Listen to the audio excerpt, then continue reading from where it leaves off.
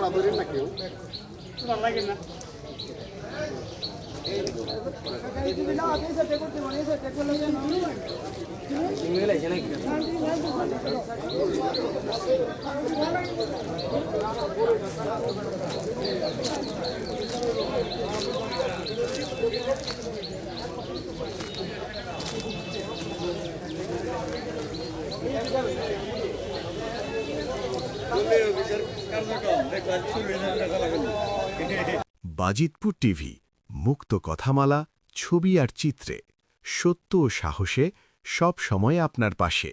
আমাদের চ্যানেলটি like, share ও subscribe করে সঙ্গে থাকুন সব সময়।